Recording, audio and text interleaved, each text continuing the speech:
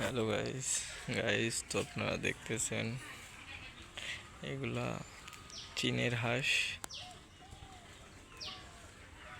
এগুলা কিন্তু ফিমেল, মেলগুলা কিন্তু একটু কিছু সুন্দর হয়, ওগুলো একটু বেশি সুন্দর হয়।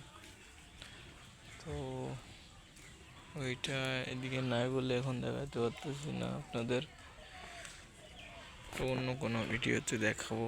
আর আপনারা তো অবশ্যই হয়তো দেখেছেন। আর আপনারা আমার হাতটাও দেখতে পাচ্ছেন কেমন হয়ে কীভাবে কেটে গেছে।